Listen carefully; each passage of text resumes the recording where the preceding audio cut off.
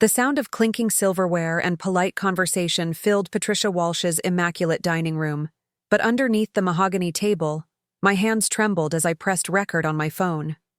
What I captured that evening would destroy my marriage, expose a web of manipulation spanning 3 years, and ultimately set me free from a prison I didn't even know I was living in.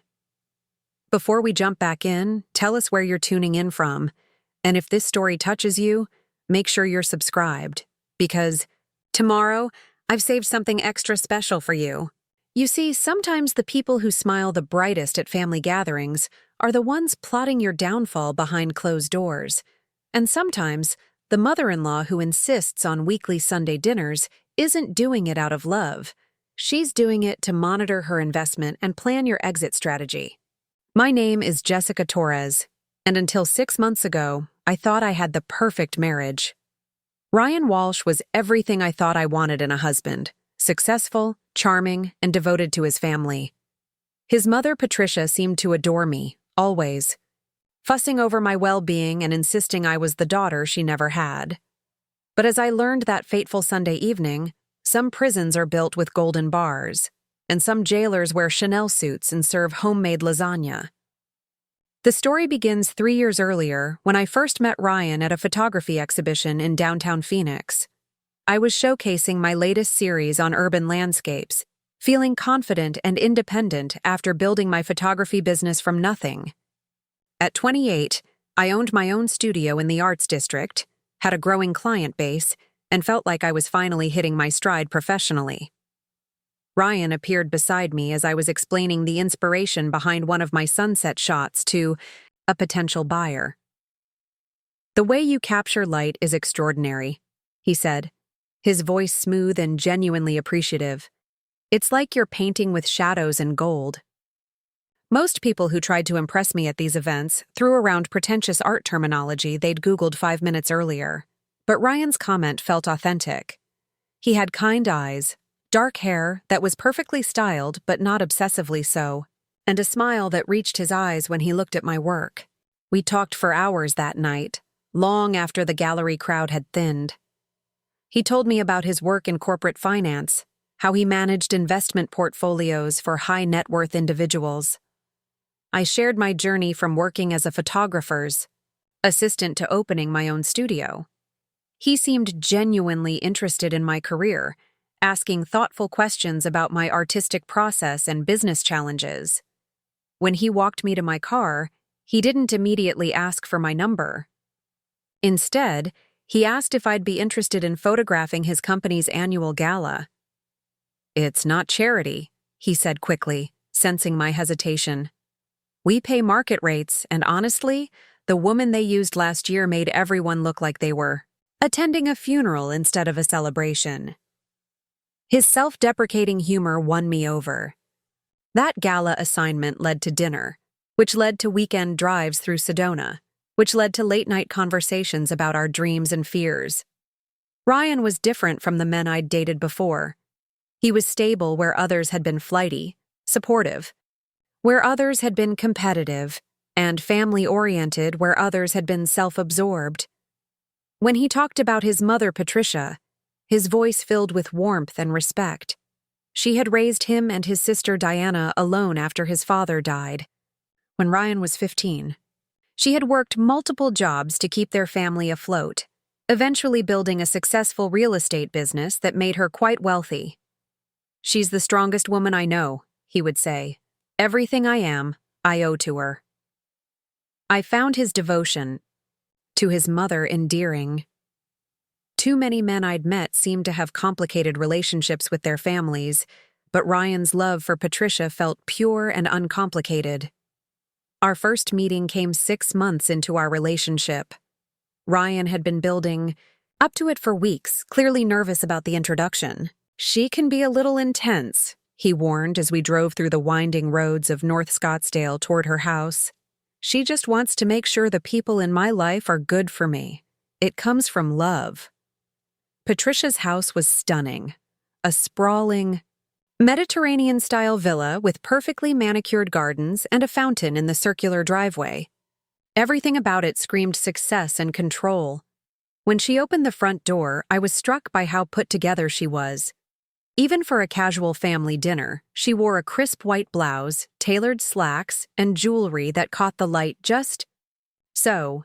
Her silver hair was styled in an elegant bob, and her makeup was flawless. "You must be Jessica," she said, embracing me warmly. "Ryan has told me so much about you. Come in, come in. I want to hear all about your photography business." Her enthusiasm seemed genuine, and I felt my nerves beginning to settle. Dinner that first night was lovely. Patricia had prepared an elaborate meal, insisting she loved to cook for family. She asked detailed questions about my work, my family background, and my goals. When I mentioned that my parents had divorced when I was young and that my relationship with them was somewhat strained, I caught a flicker of something in her eyes. Interest, perhaps, or calculation. But it passed so quickly I convinced myself I'd imagined it. "Well, you have a family here now," she said, patting my hand across the table. "Ryan's happiness is my happiness, and if you make him happy, then you make me happy too." As our relationship progressed, Sunday dinners at Patricia's became a weekly ritual. She would call every Tuesday to confirm we were coming, and if we ever had to miss, she would express such disappointment that we rarely dared skip again. The meals were always elaborate productions, with multiple courses and fine wine. Patricia would regale us with stories about her real estate deals, updates on family friends, and gentle advice about our relationship. At first, her interest in our personal life seemed natural. She would ask about our plans for the future, whether we were thinking about marriage, what kind of life we envisioned together. When Ryan proposed after a year and a half of dating, she cried with joy and immediately began planning an engagement party. She insisted on hosting it at her house, inviting what seemed like half of Phoenix's social elite. "This is your moment to shine," she told me as we planned the menu and decorations. "Ryan deserves a wife who can hold her own in any social situation." I interpreted this as encouragement, not realizing it was actually an evaluation. The engagement party was a huge success. My photography skills served me well in social situations, as I was comfortable observing and engaging with different types of people. Patricia introduced me to everyone as Ryan's brilliant fiancé, the artist, and I felt like I was being welcomed into not just a family, but a social circle I'd never imagined being part of. Wedding planning became Patricia's new obsession. She had opinions about everything, from the venue to the flowers to the guest list. While she never directly contradicted my preferences, she had a way of presenting alternatives that made my choices seem inadequate or poorly thought out. "Of course, if you prefer the rose centerpieces, that's your choice," she would say. "I just thought the orchid arrangements would photograph better for your portfolio."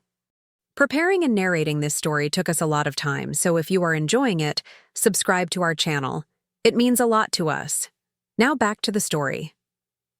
"But it's your day, dear." Gradually, I found myself deferring to her judgment on most decisions. She had impeccable taste, after all, and the connections to get us better deals with vendors. The wedding itself was beautiful, held at an upscale resort in Scottsdale with 200 guests. Patricia had helped us create something far more elaborate than Ryan and I could have afforded on our own, though she never made us feel indebted. "This is what mothers do," she would say whenever I tried to thank her. "We invest in our children's happiness." After the wedding, the Sunday dinners continued, but I began to notice subtle changes in the dynamic. Patricia's questions about my business became more probing. She wanted to know about my profit margins, my biggest clients, my plans for expansion. When I mentioned considering hiring an assistant, she immediately suggested several candidates, all of whom happened to be daughters of her friends. "It's so important to surround yourself with the right people in business," she would say. "Trust is everything, and you can't be too careful about who you let into your professional circle." She also began making subtle suggestions about our living situation. Ryan and I had been renting a townhouse in Central Phoenix, close to both our workplaces. But Patricia thought we should buy something more substantial, more befitting Ryan's position and potential. "Real estate is always a good investment," she would say, "and I know the market better than anyone. I could help you find something." Perfect. When we expressed concerns about affordability, she waved them away. "We'll figure out the finances." Family helps family. Within 6 months of our wedding, we had moved into a beautiful house in an exclusive neighborhood, with Patricia co-signing the mortgage. The monthly payments were significantly higher than our previous rent, stretching our budget thin, but Patricia assured us it was a smart long-term decision. "You need to think like wealthy people if you want to become wealthy people," she would tell us. "This house is an investment in your future." The financial pressure began to affect my business decisions. I started taking on clients I might not have chosen before, simply because they paid well. Patricia noticed and began referring potential clients to me, all wealthy individuals from her social circle. While I was grateful for the business, I found myself doing more conventional portrait work and less of the artistic photography that had originally drawn me to the profession. "Art is wonderful, dear," Patricia said when I mentioned missing my creative projects, "but you have responsibilities now. Marriage changes priorities, and that's not a bad thing. It's maturity." Slowly, almost imperceptibly, my world began to shrink. Sunday dinners became the anchor around which our social life revolved. Patricia would often invite other family friends, couples she thought we should know, business contacts who might be useful to Ryan's career. These gatherings were always pleasant, but I started to feel like I was performing rather than enjoying myself. My friendships outside of Patricia's circle began to fade. Kelly Thompson, my best friend since college, started commenting that I seemed different, more guarded. When she invited me to girls' nights or weekend trips, I often had to decline because of family obligations or because Ryan preferred we spend our free time together. "You're disappearing," Kelly told me one afternoon over coffee, one of the rare times I managed to see her alone. "I know marriage changes things, but you seem like you're walking on eggshells all the time." I brushed off her concerns, insisting that I was happy, and that building a strong marriage required some sacrifices. But deep down, I was beginning to feel isolated and confused about my own preferences and desires. Ryan seemed oblivious to these changes, or perhaps he thought they were natural. His career was flourishing, partly due to connections Patricia had facilitated. He was being considered for a promotion that would significantly increase his salary, and he credited much of his success to his mother's guidance and support. "She's been instrumental in everything good that's happened to us," he would say. "We're so lucky to have her in our corner." The turning point came during our second year of marriage, when I discovered I was pregnant. Ryan and I were overjoyed, but when we shared the news with Patricia, her reaction was more complex than I expected. She seemed happy, but there was an undercurrent of something else, worry, perhaps, or calculation. "How wonderful," she said, hugging us both. "Though I hope you've thought about the financial implications. Babies are expensive, and with your current obligations." She trailed off, but the implication was clear. We were already stretched thin financially, and a baby would only make things worse. Over the following weeks, Patricia began bringing up the topic of children regularly. She would share articles about the cost of raising children, mention friends who had struggled financially after having babies, and suggest that perhaps we should wait until we were more established. "There's no rush," she would say. "You're both still young, and it would be a shame to derail everything you've worked for just when Ryan's career is taking off." The miscarriage happened at 10 weeks, a devastating loss that left both Ryan and me grief-stricken. Patricia was wonderfully supportive, bringing meals, helping with household tasks, and providing emotional comfort. But I couldn't shake the feeling that mixed in with her sympathy was a sense of relief. "Maybe this was for the best," she said gently one evening as we sat in her living room. "The timing wasn't ideal, and now you can focus on getting your feet under you financially before taking on such a big responsibility." Her words stung. though I knew she meant them kindly. The loss of the pregnancy had made me realize how much I wanted to be a mother, and her practical approach to what felt like a profound personal tragedy left me feeling even more isolated. In the months that followed, I threw myself into work, taking on even more clients to stay busy and avoid dwelling on our loss. Patricia praised my work ethic, but I began to notice that she was asking more detailed questions about my business operations. She wanted to know about my contracts, my pricing structure, my business expenses. "I'm just trying to understand how we can help you be more successful," she explained when I questioned her interest. "Ryan's promotion is looking more certain, and we want to make sure your business is positioned to grow alongside his career." It was around this time that I began to notice inconsistencies in Patricia's behavior. She would make comments about other couples in their social circle, subtle criticisms about wives who were too independent or not supportive enough of their husbands' careers. She would praise women who had made smart choices by scaling back their own ambitions to focus on their families. "Marriage is about partnership," she would say, "but someone has to be willing to make sacrifices for the good of the team." I started to feel like I was being evaluated constantly, measured against some standard I didn't fully understand. My successes were acknowledged but minimized, while my struggles were magnified and analyzed. When I landed a major contract with a luxury hotel chain to photograph their properties, Patricia's response was lukewarm. "That's nice, dear," she said, "but I hope it won't require too much travel. Ryan needs stability at home, especially with his promotion coming up."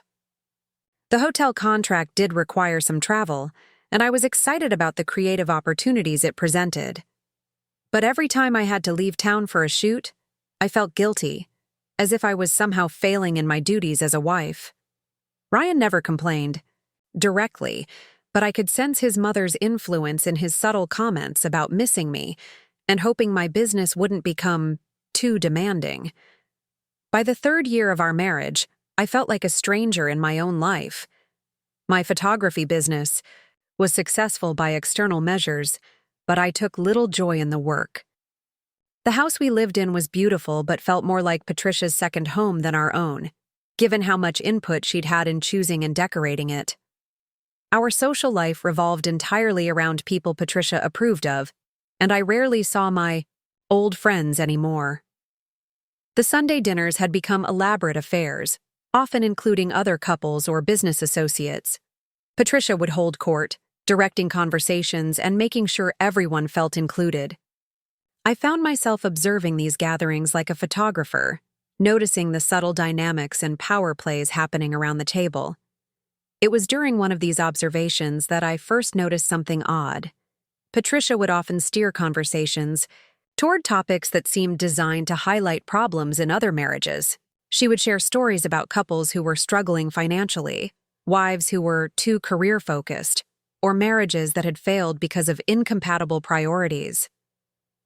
"It's so sad when people can't make it work," she would say, shaking her head with apparent sympathy. "Usually it's because they didn't have proper guidance or they ignored the warning signs." I began to pay closer attention to these comments, and a pattern emerged. Patricia seemed particularly interested in stories about wives who had become too independent, or marriages where financial stress had caused problems. She would probe for details about how these situations had developed and what had ultimately led to their dissolution. One evening, as I was helping clear dishes after dinner, I overheard Patricia talking to Ryan in the kitchen. They didn't realize I was in the adjacent dining room, and their voices carried clearly through the open doorway.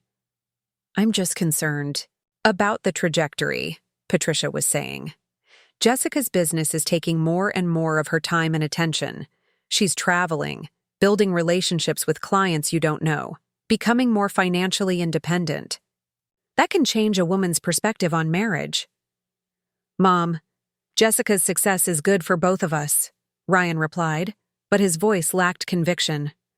"Of course it is, dear, up to a point. But independence can become selfishness very quickly. I've seen it happen to so many couples." The wife gets too comfortable with her own income, starts questioning decisions, becomes less willing to compromise. Before you know it, she's talking about needing space or wanting different things. I froze in the dining room, dishes still, in my hands. The way Patricia spoke about my success, about independence itself, was chilling. She made it sound like a disease that needed to be managed rather than something to be celebrated. "What are you suggesting?" Ryan asked. "I'm not suggesting anything dramatic," Patricia said smoothly. "I just think it might be wise to have some conversations about priorities and expectations. Make sure you're both still on the same page about what kind of marriage you want to have." That conversation stayed with me for weeks. I began to notice how Patricia would subtly undermine my confidence in business decisions, how she would redirect conversations away from my professional successes, how she would make comments about the importance of wives being present for their husbands. I also started paying attention to Ryan's behavior and realized that many of his concerns about my work, his suggestions about scaling back travel, his comments about wanting more time together, echoed things his mother had said. It was as if Patricia's voice had become a constant whisper in his ear, shaping his perceptions of our marriage. The realization that hit me like a physical blow was that Patricia wasn't just observing our marriage, she was actively managing it. Every suggestion, every piece of advice, every story about other couples was designed to guide us toward a specific outcome. But what that outcome was, I couldn't yet fathom. The pieces began falling into place when I discovered a folder on Patricia's kitchen counter during one of our Sunday visits. I had gone to the kitchen to refill my water glass when I noticed it sitting open beside her purse. The tab was labeled with my name, and curiosity got the better of me. Inside were printouts of articles about photography businesses, information about average income for freelance photographers, and what appeared to be notes about my client list and business expenses. There were also newspaper clippings about divorce settlements involving business owners and notes about asset division in community property states. My hands shook as I flipped through the papers trying to process what I was seeing. Why would Patricia have researched my business so thoroughly? And why was she collecting information about divorce proceedings? Before I could examine the folder more closely, I heard footsteps approaching the kitchen. I quickly closed the folder and moved away from the counter, but not before I noticed one more thing. A business card for a divorce attorney clipped to the inside cover. The rest of that evening passed in a blur. I participated in dinner conversation, laughed at appropriate moments, and helped clean up as usual, but my mind was racing. Patricia's behavior over the past 3 years suddenly took on a different meaning.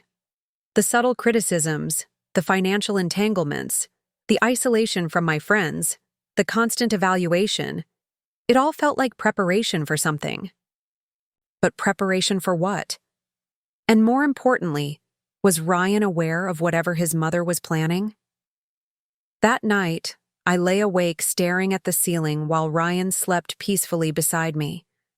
The man I had fallen in love with, the marriage I thought we were building together, suddenly felt like illusions. Had Ryan been an active participant in whatever scheme his mother was orchestrating, or was he as much a victim of her manipulation as I was? I realized that I needed to know the truth, not just about Patricia's intentions, but about the extent of Ryan's involvement. The only way to find out was to start paying closer attention to their private conversations and to document what I discovered. The following Sunday, I made a decision that would change everything. As we prepared to leave for dinner at Patricia's house, I slipped my phone into my purse and made sure the recording app was easily accessible. If Patricia and Ryan were planning something that involved my future, I was going to find out exactly what it was. Little did I know that the conversation I was about to record would reveal a conspiracy so calculated and cruel that it would shatter not just my marriage, but my faith in the people I had trusted most. As we drove through the familiar streets of Scottsdale toward Patricia's house that evening, I felt like I was approaching a crossroads. On one side lay the comfortable illusion of the life I thought I had been living. On the other side lay whatever truth was waiting to be uncovered. I chose the truth, not knowing that it would destroy everything I thought I knew about love, family, and trust. But as devastating as that truth would be, it would also set me free from a prison I didn't even know I was trapped in. The recording I made that night would expose a 3-year campaign designed to systematically dismantle my independence, isolate me from my support systems, and position me for a divorce that would leave me financially and emotionally devastated. But it would also reveal the strength I didn't know I possessed and launch me toward a life more authentic and fulfilling than I had ever imagined possible. Sometimes the worst betrayals lead to the greatest liberations. Sometimes you have to lose everything you thought you wanted to discover what you actually need. And sometimes, the people who try to destroy you end up giving you the greatest gift. Of all, the motivation to become who you were always meant to be. The mahogany grandfather clock in Patricia's foyer chimed 7 o'clock as Ryan and I walked through her front door that fateful Sunday evening. The familiar scent of her signature, roast chicken, filled the air, mixed with the expensive candles she always lit for dinner parties. Everything appeared normal, yet my heart pounded against my ribs as I clutched my purse, knowing my phone was nestled inside with the recording app ready to capture whatever truth lay waiting. Patricia greeted us with her usual warmth, kissing my cheek and complimenting the new blouse I'd worn. "Jessica, that color is absolutely stunning on you," she said, her smile bright and genuine. "You always know how to present yourself beautifully." Her praise felt different now, loaded with meaning I was only beginning to understand. Diana had joined us for dinner, Ryan's younger sister who worked as a nurse at Phoenix Children's Hospital. She was one of the few people in Ryan's family who had always treated me with uncomplicated kindness, never seeming to have an agenda beyond simple friendship. As we settled into the living room for our customary pre-dinner cocktails, I positioned myself strategically in the corner armchair where I could observe everyone while discreetly managing my phone. The conversation started innocuously enough. Diana shared stories from the hospital, Ryan discussed a challenging client portfolio he was managing, and Patricia updated us on her latest real estate acquisitions. I participated naturally, laughing, at appropriate moments and asking follow-up questions. But my attention was split between the social performance and the growing tension I sensed beneath the surface. About 20 minutes into our gathering, Patricia's demeanor shifted subtly. She set down her wine glass with deliberate precision and turned to Ryan with a look I'd learned to recognize over the years, the expression she wore when she was about to address something serious. "Ryan, darling, I've been thinking about our conversation from last Tuesday," she said, her voice taking on that particular tone she used when dispensing important guidance, "about the concerns we discussed regarding your marriage." My stomach clenched, but I kept my expression neutral as I reached into my purse and quietly activated the recording function on my phone. Diana looked up from her wine with interest, clearly unaware of whatever conversation Patricia was referencing. "What concerns about marriage?" Diana asked, glancing between her mother and brother with confusion. Patricia waved a dismissive hand. "Nothing dramatic, dear. Just some observations I've shared with Ryan about certain patterns that can develop in marriages over time." She turned back to Ryan, who was nodding slowly as if receiving a pre-planned cue. "Mother and I have been discussing some things that have been troubling me," Ryan said, his voice carrying a weight I'd never heard before. "About our marriage, Jessica. About where we seem to be heading." The air in the room grew thick with tension. I felt as though I was watching a play unfold, with actors hitting their marks and delivering lines they'd rehearsed. "What kind of things?" I managed to ask, my voice steady despite the alarm bells ringing in my head. Patricia leaned forward, her expression one of carefully crafted concern. "Jessica, dear, we love you. You know that. But love sometimes means having difficult conversations about behaviors and patterns that might be harmful to a marriage." "I'm not following," I said. though part of me was beginning to understand exactly where this was leading. Your independence has become quite pronounced over the past year, Patricia continued, her tone gentle but firm. The travel for work, the long hours, the way you've been prioritizing your business over your marriage. Ryan has shared with me how lonely he's been feeling, how disconnected you two have become. I looked at Ryan, searching his face for some sign of the man I'd fallen in love with, the man who had celebrated my successes and encouraged my ambitions. Instead, I saw someone who looked uncomfortable but determined, as if he'd made a difficult decision and was committed to seeing it through. Is that how you feel, Ryan? I asked directly. That I've been prioritizing work over our marriage? He shifted in his seat, not quite meeting my eyes. I think we've grown apart, Jessica. Our priorities have become different. When we got married, I thought we wanted the same things, but now I'm not so sure. Diana looked genuinely shocked.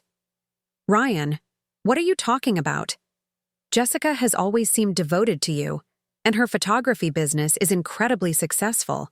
I thought you were proud of her work. Of course I'm proud of her professional success, Ryan said quickly, glancing at his mother before continuing. But success can change people. It can make them less willing to compromise, less focused on partnership. Patricia nodded approvingly at her son's words. Diana, dear, you're not married, so you might not understand the delicate balance required to maintain a healthy partnership. When one spouse becomes too independent, too focused on their own goals, it can create an imbalance that threatens the foundation of the marriage. I felt like I was in an alternate reality where my dedication to building a career was being reframed as selfishness, where my financial contribution to our household was being portrayed as a threat to our relationship. Can you give me specific examples of how my work has damaged our marriage? I asked, fighting to keep my voice level. Ryan and Patricia exchanged a look that confirmed my growing suspicion that this entire conversation had been planned in advance. It's not about specific incidents, Ryan said. It's about a pattern of behavior. The way you make decisions about your business without consulting me. The way you've pulled back from spending time with our friends and family. What friends and family? I asked, genuinely confused. We spend every Sunday here. We attend every event Patricia organizes. And most of our social life revolves around people from your mother's circle. See, this is exactly what I mean, Patricia interjected smoothly. You're becoming defensive about perfectly reasonable concerns. Ryan is trying to have an honest conversation about the state of your marriage, and you're responding with hostility. The manipulation was so subtle, so expertly executed, that for a moment I questioned my own perception of the situation. Was I being defensive? Had I really become selfish and disconnected? But then I remembered the folder I'd seen in Patricia's kitchen, the research about my business and divorce proceedings, and I realized I was witnessing a carefully orchestrated performance. Diana, bless her heart, was having none of it. Mom, I have to say, this doesn't sound like the Jessica I know. She's always been incredibly thoughtful about balancing work and family. And Ryan, you've never mentioned feeling neglected or disconnected. This is coming out of nowhere. Patricia's expression tightened almost imperceptibly at her daughter's pushback. Diana, as I said, you don't have the experience of marriage to fully understand these dynamics. Sometimes problems develop gradually, and it takes an outside perspective to recognize them. An outside perspective? Diana repeated, her voice sharp with disbelief. Mom, you're talking about their marriage like it's a business deal you're analyzing. The accuracy of Diana's observation hung in the air like a challenge. Patricia recovered quickly, but not before I caught a flash of irritation in her eyes. I'm talking about it like a mother who loves her son and wants to see him happy. Ryan has confided in me about his concerns, and as his family, we have a responsibility to support him. What exactly are you supporting him to do? I asked, though I was beginning to suspect I already knew the answer. Ryan looked directly at me for the first time since this conversation had begun. I think we need to consider whether we're really compatible for the long term, Jessica. Whether we want the same kind of marriage, the same kind of life. The words hit me like a physical blow, but what was worse was the rehearsed quality of his delivery. This wasn't a man struggling with genuine marital concerns. This was someone reciting lines that had been written for him. "You're talking about divorce," I said flatly. "I'm talking about being honest about where we are," Ryan replied. "About whether we can find our way back to being the team we used to be, or whether we've grown too far apart to make it work." Patricia reached over and squeezed her son's hand supportively. "It takes courage to ask these difficult questions, Ryan. Too many couples avoid these conversations until it's too late to save anything." Diana stood up abruptly, her wine glass clattering against the coffee table. "This is insane. You two are talking about Jessica like she's not even here, like she's some kind of problem to be solved rather than a person you supposedly love." "Diana, please sit down," Patricia said firmly. "This is between Ryan and Jessica." "No, it's not," Diana shot back. "You've been steering this entire conversation, Mom. Ryan barely spoke until you gave him permission. This isn't a husband expressing concerns about his marriage. This is you manipulating the situation for some reason I don't understand." I felt a surge of gratitude toward Diana, but also fear for what her honesty might cost her. Patricia's control over her family was absolute, maintained through a combination of financial leverage and emotional manipulation. Speaking out against her was dangerous territory. "Diana," Patricia's voice carried a warning tone, "you're overstepping boundaries that shouldn't be crossed. This is not your business." "Jessica is my friend," Diana replied defiantly. "She's been nothing but kind and generous to this family for 3 years.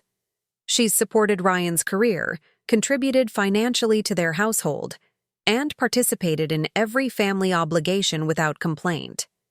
If Ryan has genuine concerns about their marriage, he should discuss them privately with his wife, not ambush her in your living room with a prepared script." The room fell silent, except for the ticking of the grandfather clock.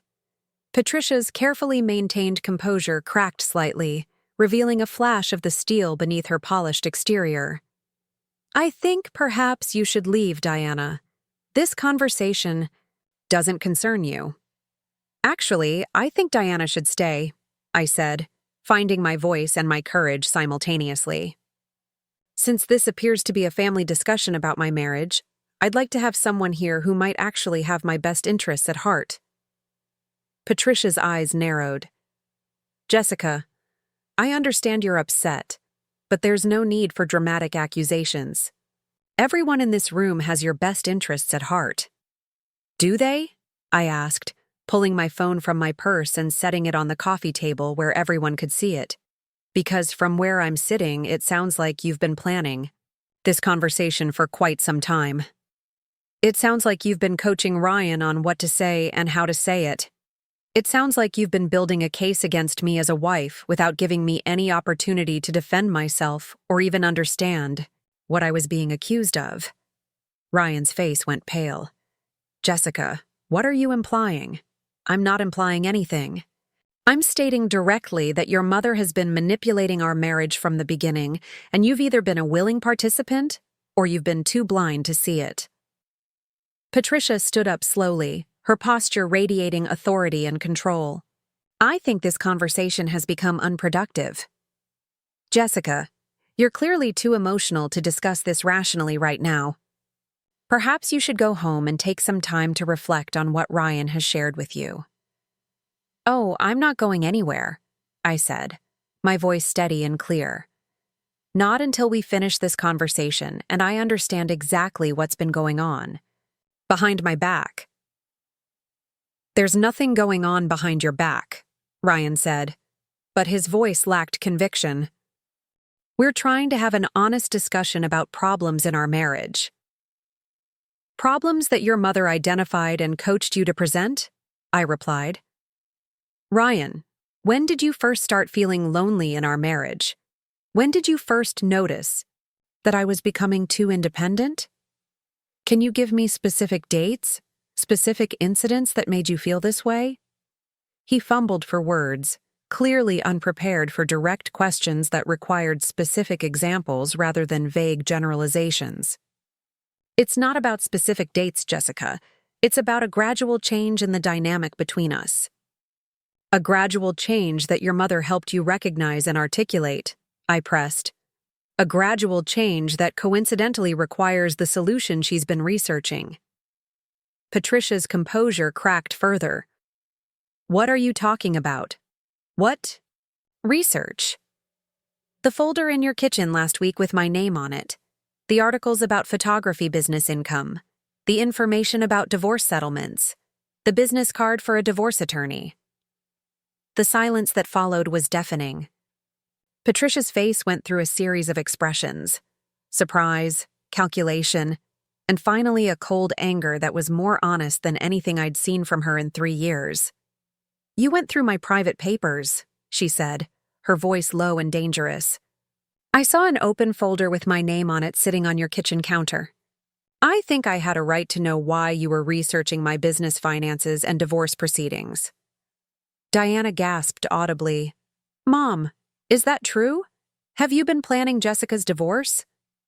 I have been protecting my son's interests, Patricia said, her mask of maternal concern finally slipping completely away.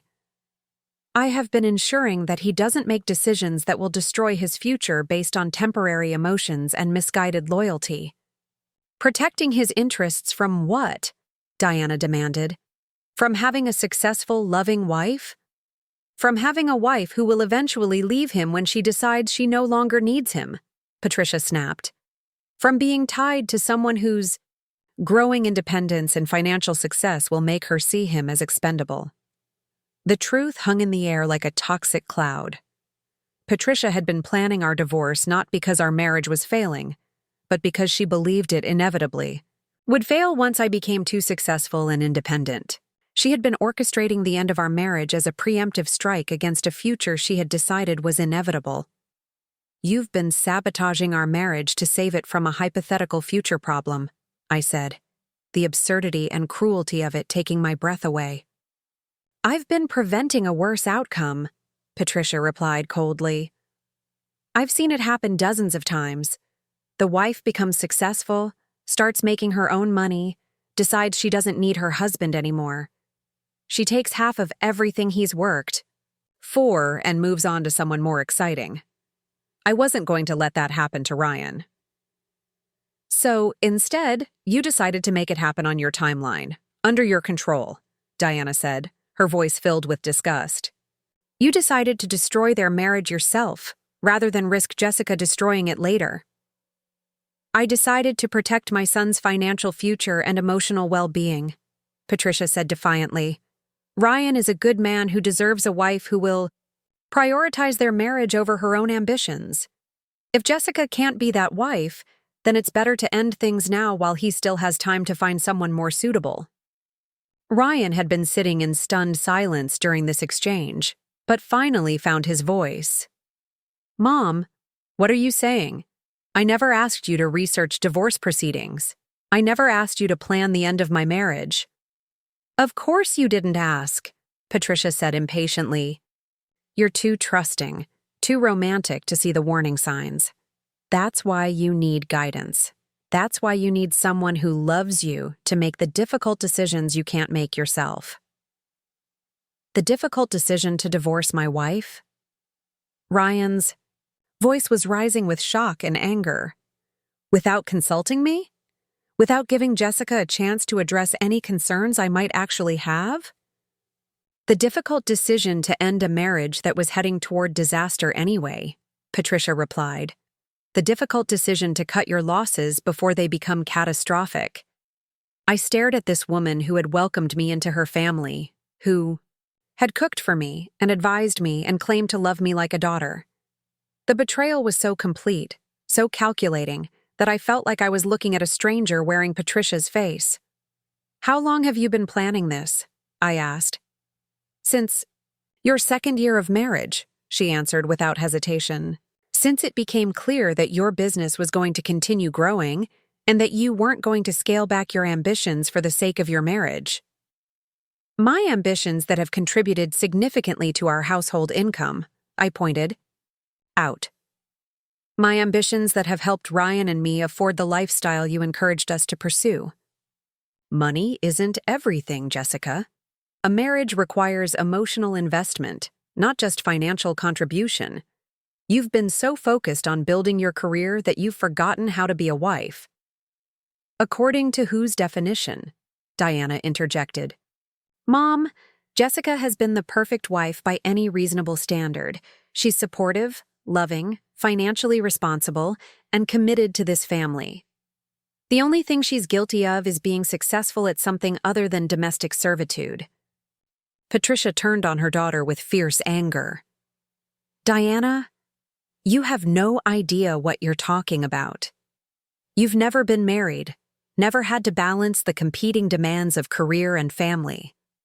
Your romantic notions about modern marriage are exactly the kind of thinking that destroys relationships. My romantic notions about treating people with basic respect and honesty? Diana shot back. My ridiculous belief that married couples should communicate directly with each other rather than having one spouse's mother orchestrate their divorce. Behind their backs? I was trying to minimize the damage, Patricia said. I was trying to help them end things amicably before resentment and bitterness set in. You were trying to control the outcome, I said. You were trying to ensure that Ryan would come out of our divorce in the best possible position, regardless of what I wanted or what was fair. Fairness is a luxury you can afford when you're not thinking about long-term consequences, Patricia replied. I was thinking about Ryan's future, about his ability to recover and move on to a more suitable relationship. More suitable according to your criteria, Diana said. More suitable meaning someone who would be financially dependent on him and socially dependent on you. Patricia's expression hardened further.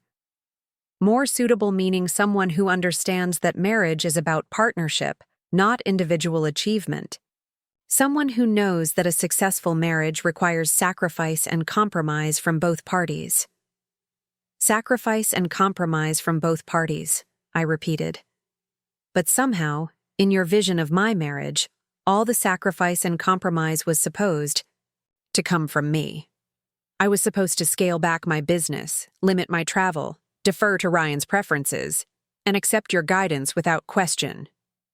You were supposed to be a wife first and a photographer second, Patricia said bluntly. You were supposed to recognize that your primary responsibility was to your marriage, not your career. While Ryan's primary responsibility was what exactly? Diana asked. To his career? To his mother? Certainly not to supporting his wife's goals and dreams. Ryan's responsibility was to be the provider and leader in their marriage, Patricia replied. To make the decisions that would benefit their family unit as a whole. With your input and approval, of course, I said. With the guidance of someone who loves him and wants to see him succeed, Patricia confirmed without shame. The conversation continued for another hour, with each revelation more damaging than the last. Patricia had been monitoring my business communications through Ryan's access to our shared computer. She had been influencing his opinions about my work trips and client relationships. She had been planting seeds of doubt about my commitment to our marriage, while simultaneously positioning herself as the voice of reason and stability. Most devastating of all, she had been preparing Ryan emotionally for our divorce, while researching the legal and financial strategies that would protect his interests. The folder I had discovered was just the tip of the iceberg. She had been building a comprehensive case for why our marriage was doomed and what steps needed to be taken to minimize Ryan's losses when it ended. When I finally left Patricia's house that evening, I took with me not just a recording that would change everything, but a complete understanding of how thoroughly I had been manipulated and betrayed. The marriage I thought I had been building was revealed to be an elaborate performance, with Patricia as the director and Ryan as her leading man. But I also left with something else, a clarity about my own worth and strength that had been obscured by years of subtle manipulation. Patricia had tried to convince me that my independence was a flaw, that my success was a threat, that my ambitions were incompatible with being a good wife. Instead, she had revealed that these qualities were exactly what made me dangerous to her plans for control. The recording would serve as evidence of the conspiracy against my marriage, but more importantly, it would serve as a reminder of who I really was beneath all the programming and gaslighting. I was Jessica Torres, a successful photographer who had built a thriving business through talent and hard work. I was a woman who had loved deeply and trusted completely, and while that trust had been betrayed, it spoke to my capacity for genuine connection, not to any flaw in my character. As I drove home through the familiar streets of Phoenix, I began planning not just my legal strategy, but my emotional recovery. Patricia had tried to dismantle my sense of self, but she had inadvertently shown me exactly who I needed to become. She had tried to make me smaller, but instead she had revealed just how much larger I could be. The recording in my phone contained more than evidence of betrayal. It contained the key to my liberation from a prison I hadn't even known I was trapped in. And tomorrow, I would begin the process of using that key to unlock a life that was entirely, authentically mine. The drive home from Patricia's house felt like traveling through a different dimension where everything looked familiar, but nothing felt real. Streetlights illuminated the same suburban neighborhoods I'd driven through hundreds of times, but now they seemed to belong to someone else's life. The woman who had entered Patricia's house that evening, believing she had a marriage worth fighting for, was gone, replaced by someone who understood that the fight wasn't to save her marriage, but to save herself. I pulled into our driveway and sat in the car for several minutes, staring at the house that Patricia had helped us choose and finance. Even in the darkness, I could see the architectural details she had pointed out as investments in our future, the landscaping she had recommended. For resale value, the upgrades she had insisted would serve us well. Every element of our supposedly shared home had been selected with an exit strategy in mind. Ryan's car wasn't in the driveway yet. He had stayed behind at his mother's house, probably for debriefing and damage control now that their carefully planned intervention had gone so spectacularly wrong. I wondered if they were strategizing about how to manage the fallout from my discovery of their scheme, or if Patricia was berating him for failing to execute their plan more smoothly. Inside, the house felt hollow and staged, like a model home designed to represent the idea of married life rather than an actual lived-in space. I walked through rooms that should have been filled with memories of our life together, but instead felt like sets from a play I had unknowingly been performing in for 3 years. The wedding photos on the mantelpiece looked like promotional materials for someone else's fairy tale. I went directly to my home office, a small room at the back of the house where I handled the administrative side of my photography business. It was the one space Patricia had shown no interest in decorating or organizing, dismissing it as Jessica's work corner, with barely concealed disdain. Now I realized it was also the one space that was entirely mine, untouched by her influence and manipulation. Sitting at my desk, I opened my laptop and began transcribing the recording from dinner, wanting to have a written record of exactly what had been said and by whom. As I typed Patricia's words verbatim, the calculated nature of her manipulation became even more apparent. Every phrase had been chosen for maximum impact, every accusation crafted to sound reasonable while being fundamentally unfair. The process of transcription was both therapeutic and infuriating. Therapeutic because it allowed me to process the evening's revelations methodically, understanding the full scope of what had been done to me. Infuriating because it revealed how expertly I had been gaslighted, how skillfully Patricia had planted seeds of self-doubt while positioning herself as a loving advisor concerned only with my well-being. When I finished transcribing, I had 12 pages of single-spaced text documenting a conspiracy to end my marriage for reasons that had nothing to do with actual problems between Ryan and me. Patricia's own words revealed that she had been planning our divorce, not because our marriage was failing, but because she believed it would inevitably fail once I became too successful and independent. The circular logic was breathtaking in its narcissistic assumptions. I saved multiple copies of both the audio file and the transcription, storing them in secure cloud accounts Patricia wouldn't know about and couldn't access.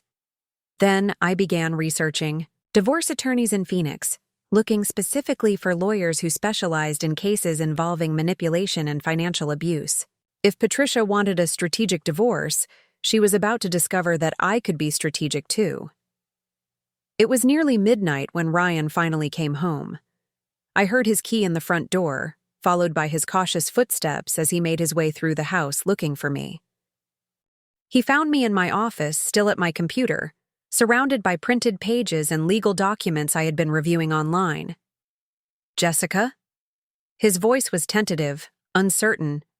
"Are you okay?"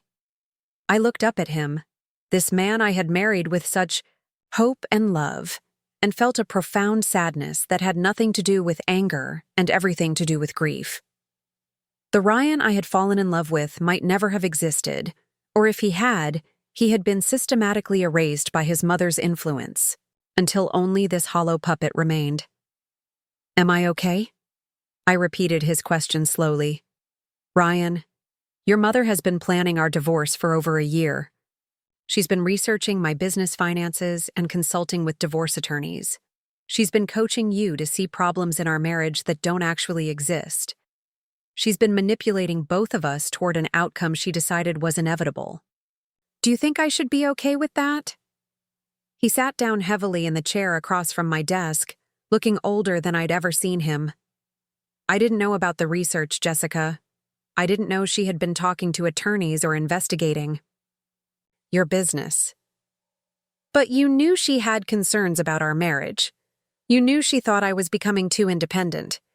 You knew she believed my success was a threat to our relationship." "She was worried about us," he said weakly. "She could see things that maybe we couldn't see ourselves." "What things, Ryan? Specifically, what problems did she identify in our marriage that you had never noticed or mentioned to me?" He struggled to answer, just as he had at dinner. It wasn't about specific problems. It was about patterns, about the direction we were heading. Patterns she pointed out to you, directions she predicted we were heading. "Ryan, do you have any thoughts about our marriage that didn't originate with your mother?" The question hung in the air between us like a challenge. I could see him searching for an answer that would prove his independence, his ability to think critically about our relationship without Patricia's influence. The fact that he couldn't find one spoke volumes about how thoroughly she had colonized his mind. "I love you, Jessica," he said finally. "Whatever problems we might have, whatever concerns my mother might have raised, I love you, and I want to work things out." "Do you?" I asked. "Or do you love the idea of me that your mother has convinced you is incompatible with the reality of who I am?" He looked genuinely confused.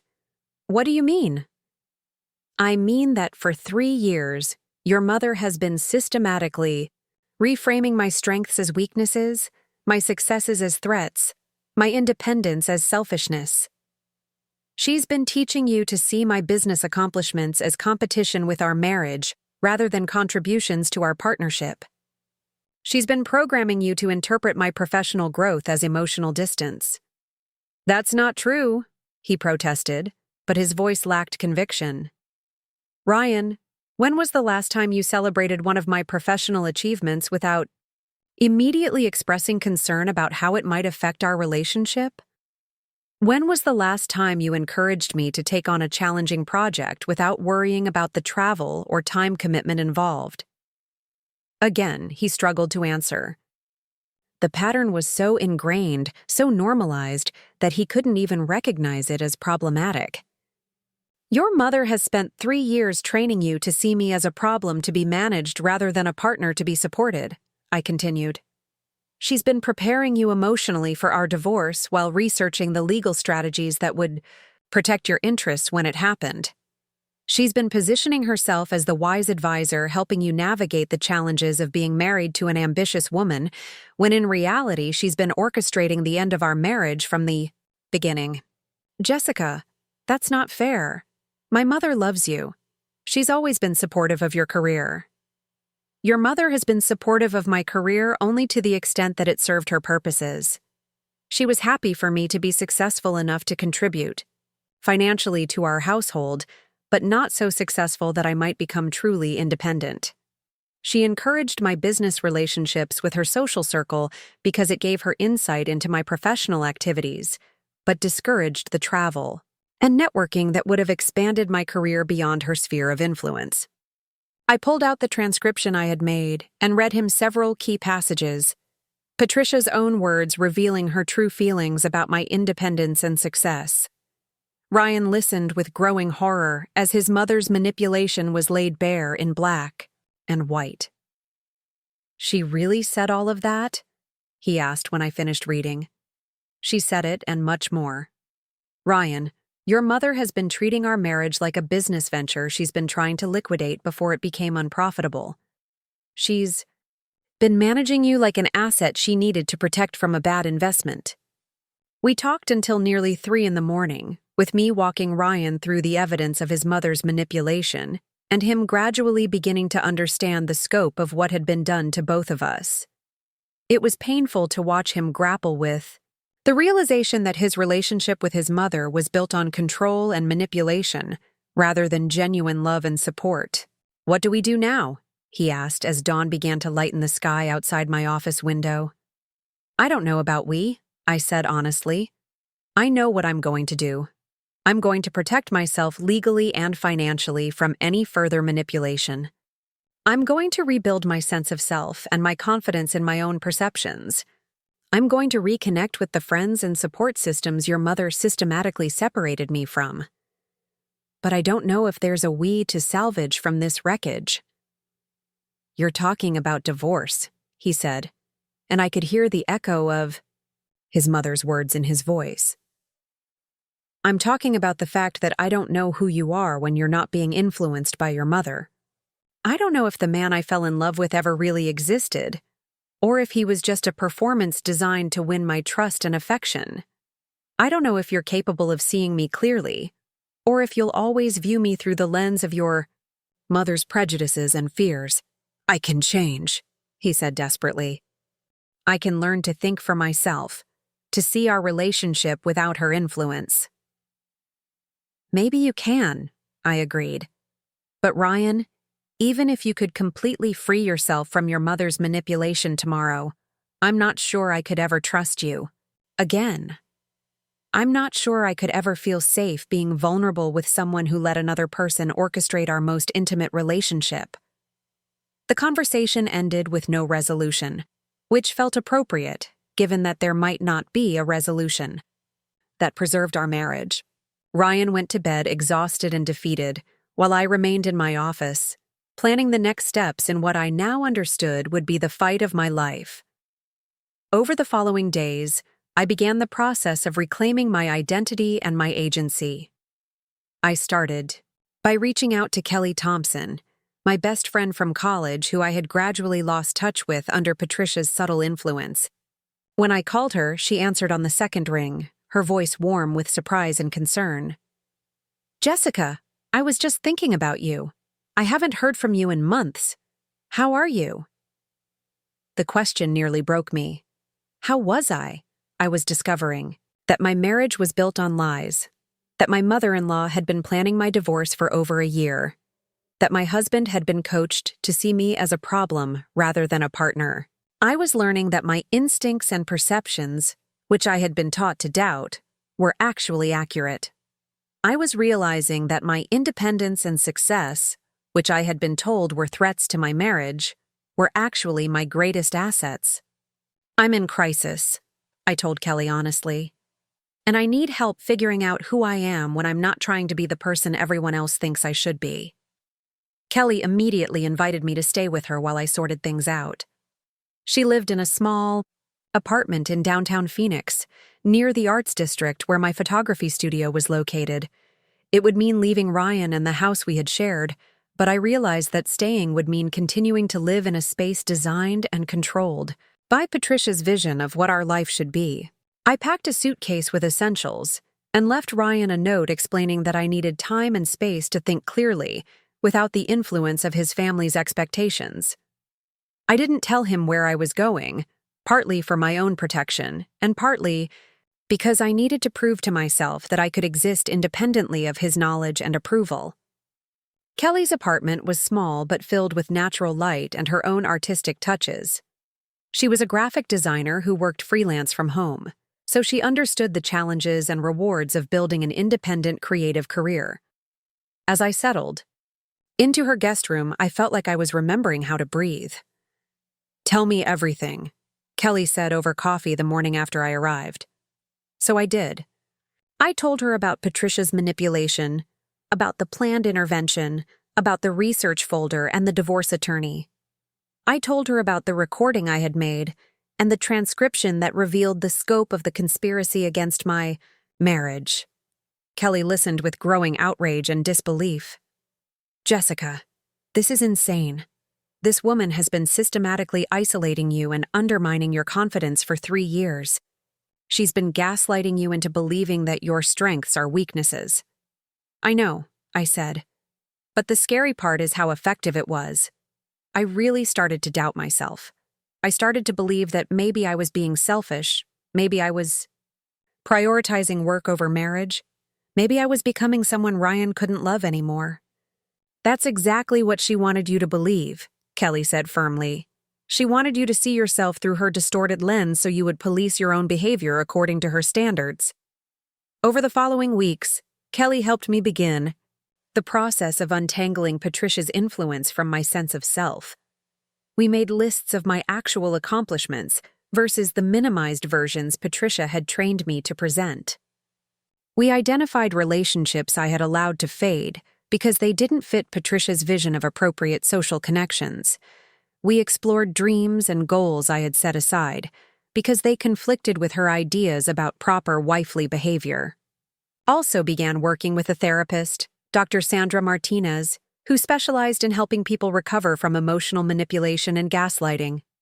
Our sessions were both painful and liberating as I began to understand how thoroughly my reality had been shaped by Patricia's agenda. Gaslighting is particularly effective when it's done gradually and by someone who claims to love you, Dr. Martinez explained during one of our early sessions. It creates cognitive dissonance because the person undermining your reality is also someone you trust and depend on. "She never said anything overtly cruel," I told her. "It was always framed as concern or helpful advice." "That's exactly how sophisticated manipulation works," Dr. Martinez replied. "The abuser positions themselves as the expert on what's best for you, gradually training you to doubt your own instincts and defer to their judgment." Through therapy, I began to understand that Patricia's manipulation had been even more extensive than I had initially realized. She had been controlling not just my relationship with Ryan, but my relationship with myself. She had been teaching me to see my own desires and ambitions as character flaws that needed to be managed and contained. Meanwhile, I was also meeting with Tom Bradley, the divorce attorney I had retained to protect my interests. Tom was a sharp, experienced lawyer who had handled numerous cases involving financial manipulation and emotional abuse. When I shared Patricia's recording with him, his expression grew grim. "This is one of the most calculated attempts at marital manipulation I've encountered," he told me. "Your mother-in-law has essentially been running a long-term campaign to position herself advantageously for your divorce while making it appear that the marriage failed naturally." "What are my legal options?" I asked. "Several," Tom replied. "We can pursue claims related to financial manipulation, since she influenced major decisions about your living situation and expenses. We can document the emotional abuse and its impact on your earning capacity. Most importantly, we can use her own recorded statements to demonstrate that any divorce proceedings she might try to influence are based on manufactured rather than legitimate marital problems." As I worked with Tom to build my legal strategy, I also began rebuilding my professional confidence. I had allowed Patricia's subtle criticisms to chip away at my belief in my own artistic vision and business acumen. Now, working from Kelly's apartment and freed from the constant pressure to justify my career choices, I began taking on more challenging and creative projects. I reached out to contacts I had lost touch with, reconnected with professional organizations I had drifted away from, and began pursuing opportunities that would expand my artistic range. Within a month, I had booked several high-profile assignments. That would have taken me away from Phoenix for extended periods. Projects I would have turned down or approached apologetically just weeks earlier, I now accepted with enthusiasm and confidence. The transformation was remarkable and rapid once. I removed myself from Patricia's sphere of influence. It was like taking off a heavy coat I hadn't realized I was wearing, suddenly able to move freely and breathe deeply.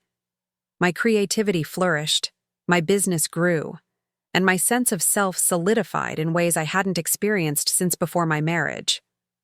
Ryan called frequently during this period, pleading with me to come home and work things out. But each conversation revealed how little progress he had made in freeing himself from his mother's influence. He would start by acknowledging Patricia's manipulation, but inevitably end up defending her motives or minimizing the damage she had caused.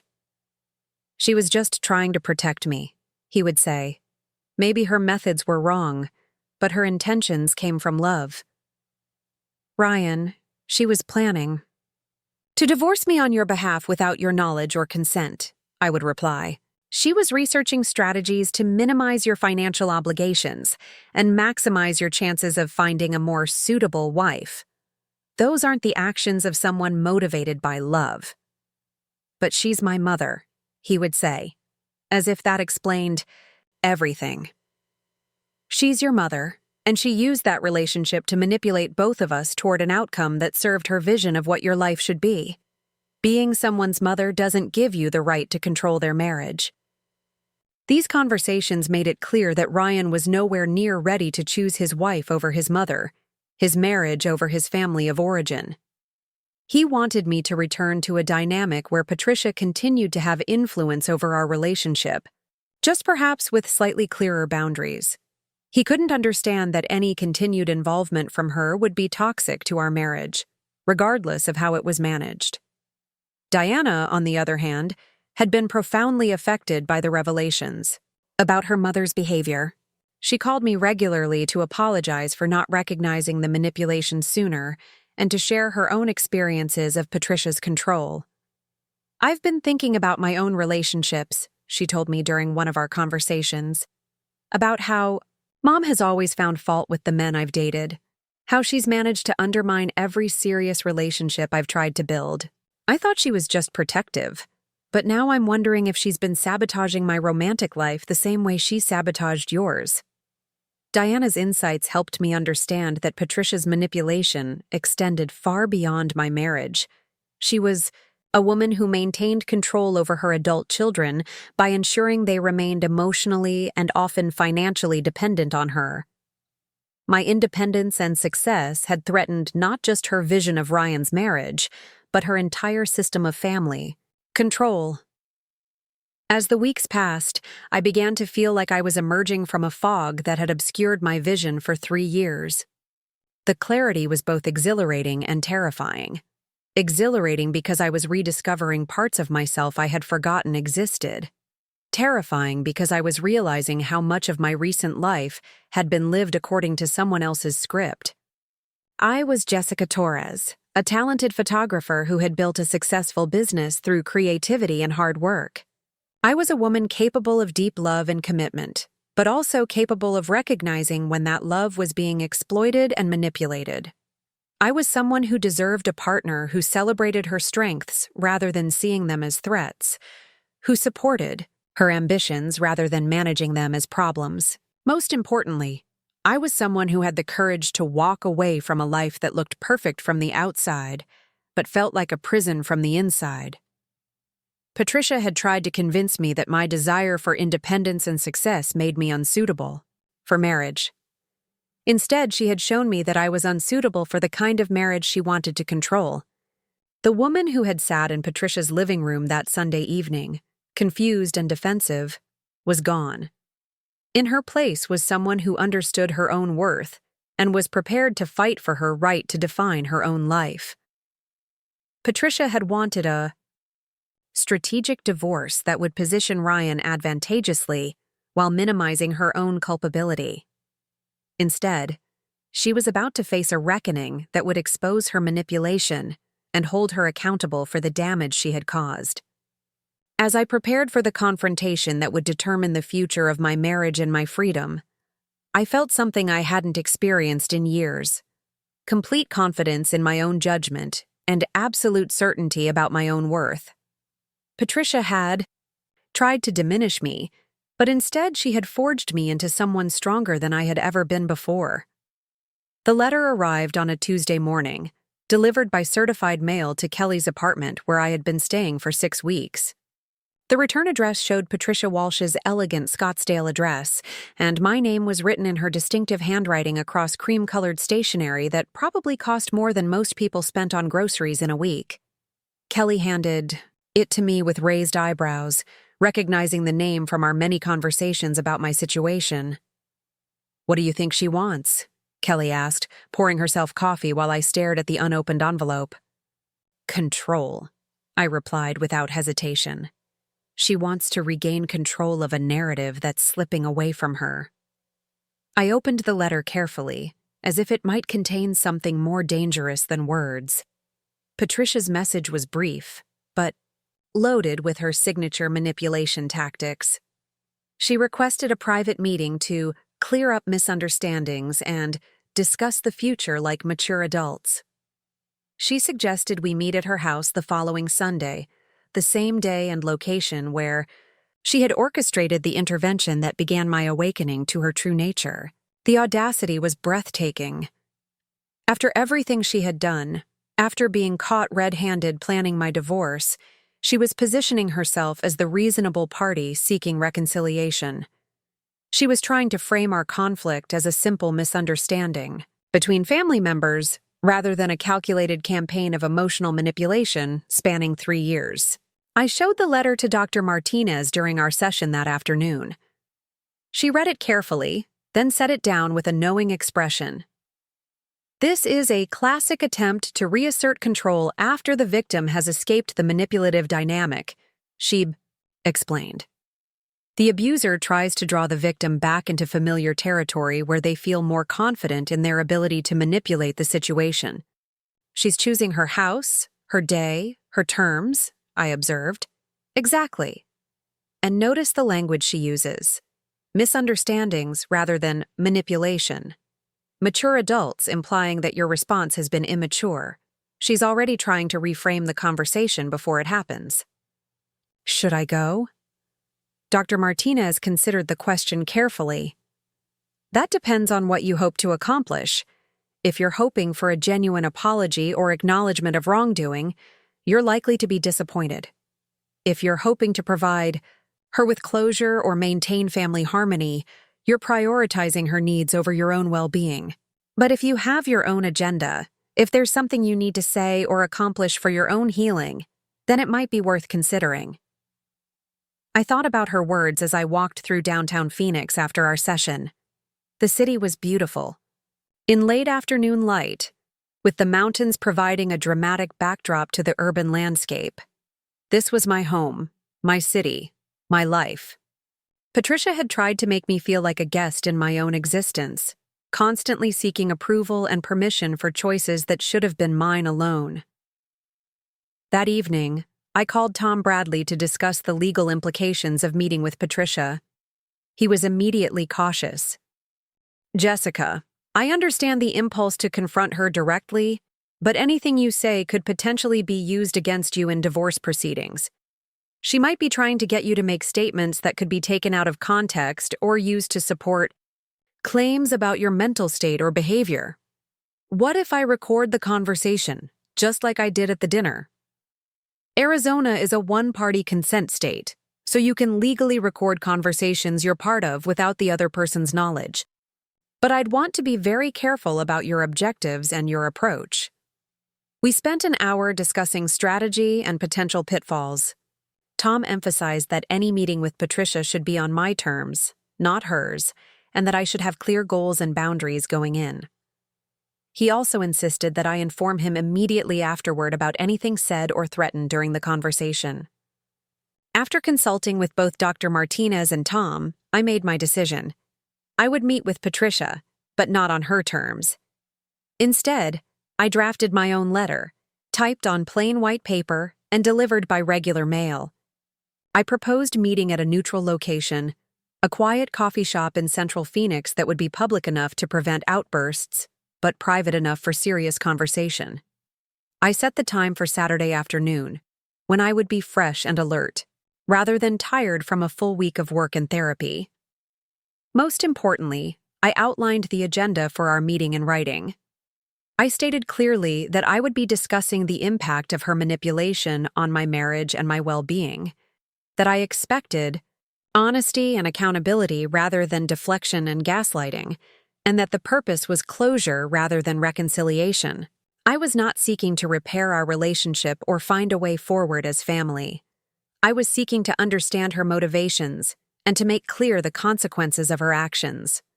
The coffee shop I chose was called Desert Bloom, a small independent cafe in the Arts District near my photography studio. It had high ceilings, exposed brick walls, and large windows that let in natural light throughout the day. I arrived 15 minutes early and chose a corner table where I could see the entrance and have privacy for conversation. I ordered a lavender latte and set up my phone to record, just as I had done at that fateful Sunday dinner. Patricia arrived, precisely on time, dressed in a tailored navy suit that probably cost more than most people's monthly salary.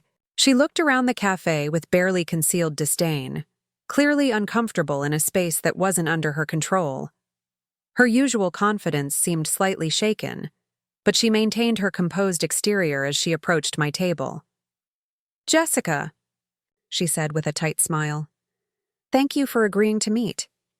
I think this conversation is long overdue."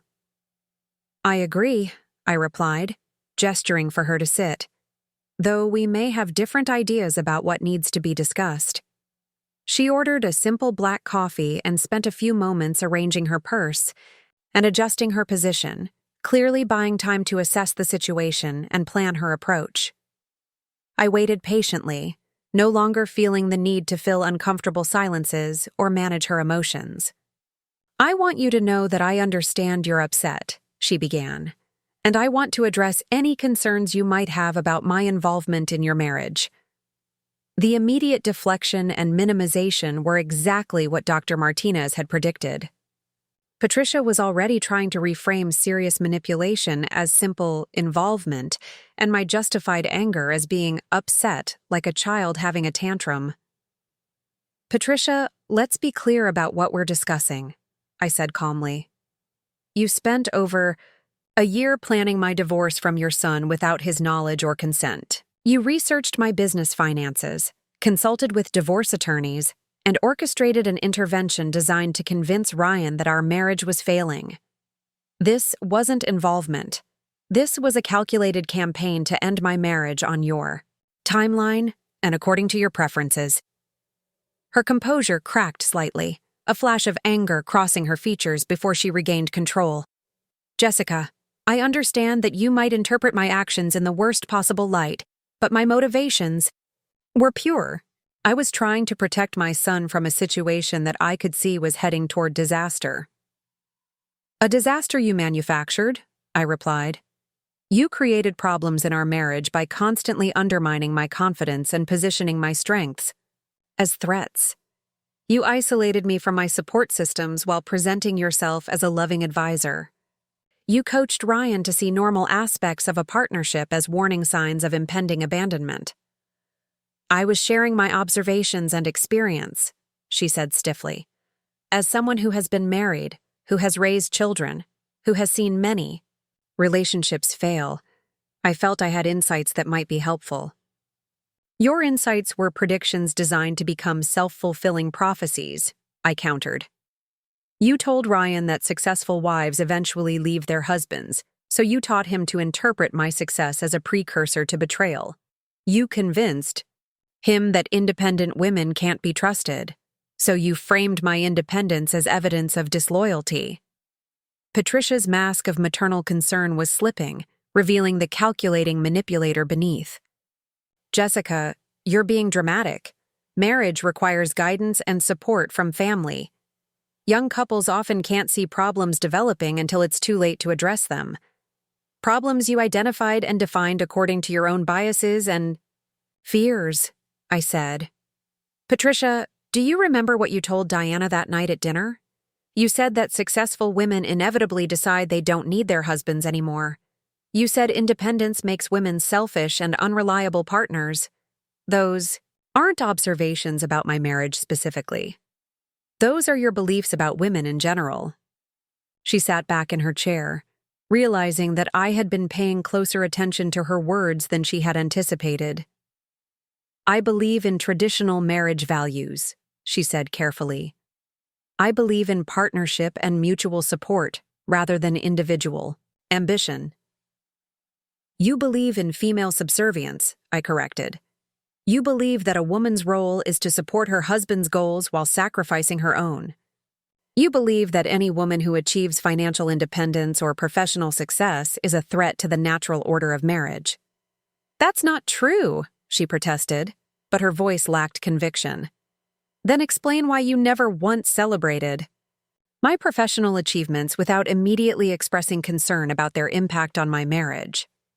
Explain why you constantly suggested that my travel and networking were signs of misplaced priorities.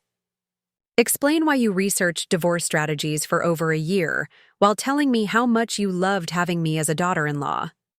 The questions hung in the air between us like accusations waiting for trial.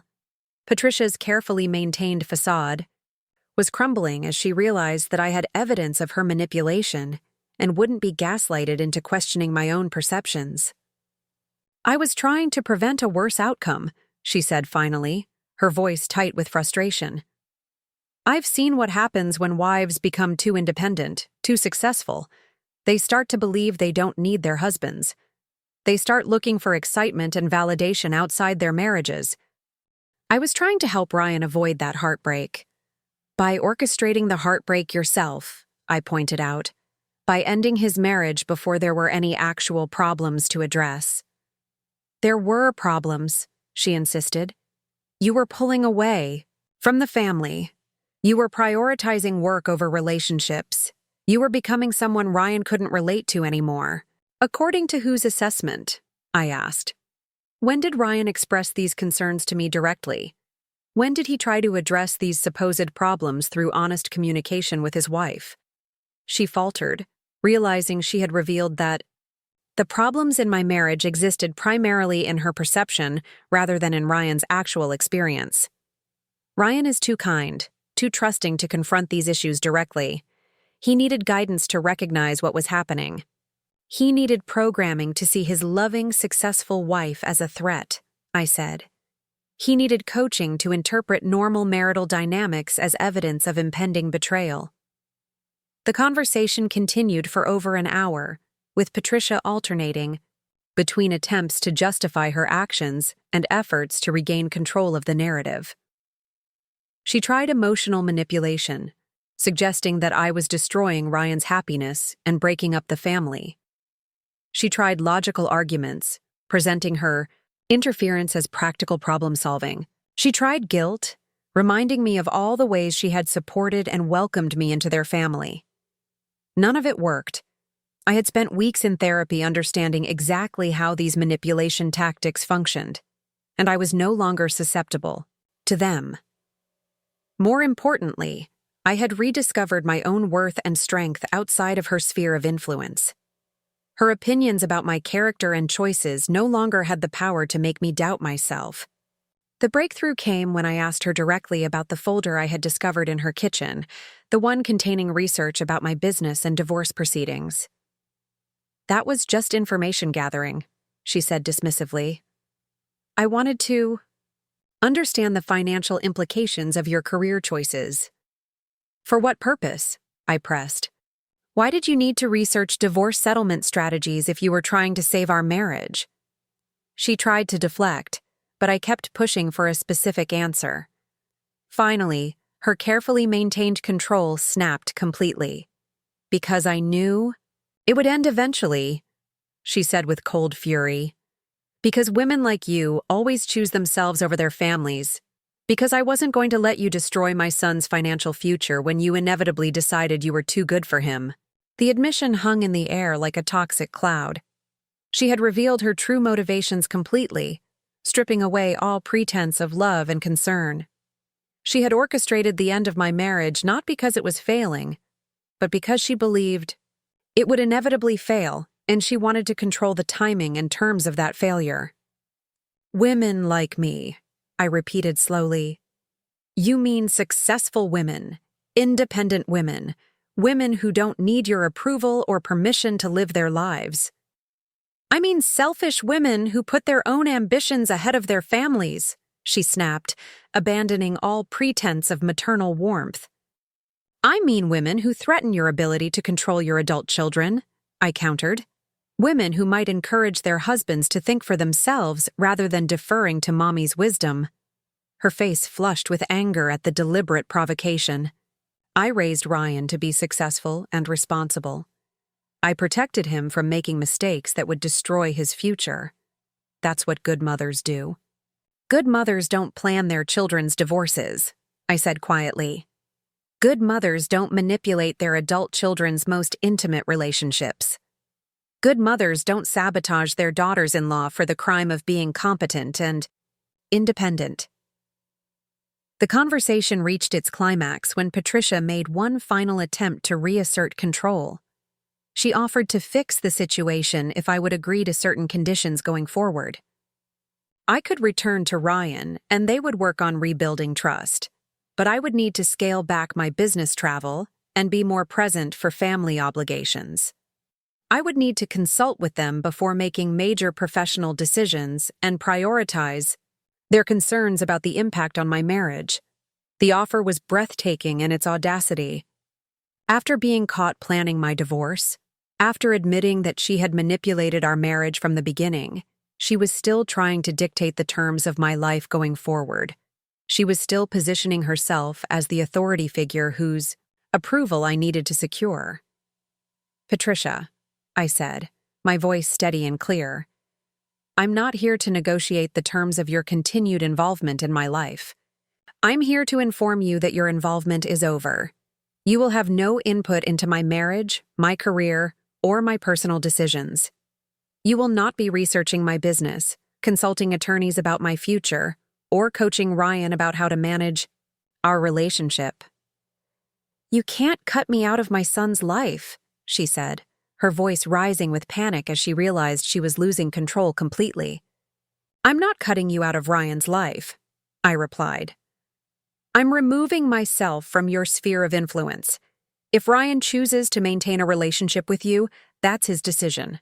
But that relationship will no longer include access to information about me or input into decisions that affect my well-being. Ryan will never choose you over his family, she said with desperate certainty. Then Ryan will lose me, I said simply, because I will never again live my life according to your expectations or seek your approval for my choices. The finality of my statement seemed to hit her like a physical blow. For 3 years, she had held the power to influence my decisions through guilt, manipulation, and her control over Ryan. Now she was discovering that power had limits, and I had found the strength to step beyond them. Our meeting ended with Patricia making threats about what she would tell people about our conversation, about how she would describe my behavior to mutual friends and family members. I listened to her threats calmly, no longer caring about her ability to control how others perceived me. The people whose opinions mattered would judge me by my actions and character, not by her carefully crafted narrative. As I walked back to my car, I felt a profound sense of completion. The confrontation I had dreaded for weeks had revealed exactly what I needed to know about Patricia's character and motivations. More importantly, it had revealed my own strength and resilience. I had faced down a master manipulator and emerged with my sense of self intact. The recording I had made would serve as documentation of her admissions and threats, but more importantly, the conversation had served as my final liberation from her influence. I was no longer the confused, defensive woman who had sat in her living room 6 weeks earlier. I was Jessica Torres, a successful photographer who deserved respect and honesty in her relationships. That evening, I called Ryan to inform him about my meeting with his mother and to make clear what the conversation had revealed about her true motivations. I also made clear what it had revealed about the choices facing our marriage. She admitted to planning our divorce because she believed I would eventually leave you anyway, I told him. She admitted that her interference was based on prejudices about successful women rather than actual problems in our relationship. She offered to fix things if I agreed to scale back my career and accept her continued involvement in our marriage. Ryan listened in stunned silence as I described his mother's admissions and threats. When I finished, he was quiet for a long time. "What does this mean for us?" he asked finally. "It means you have a choice to make," I replied. "You can choose to break free from your mother's influence and rebuild our marriage on a foundation of mutual respect and support. Or you can continue to prioritize her opinions over our partnership. But you can't have both. I will never again live under the shadow of her manipulation." "Jessica, she's my mother. I can't just cut her out of my life." "I'm not asking you to cut her out of your life.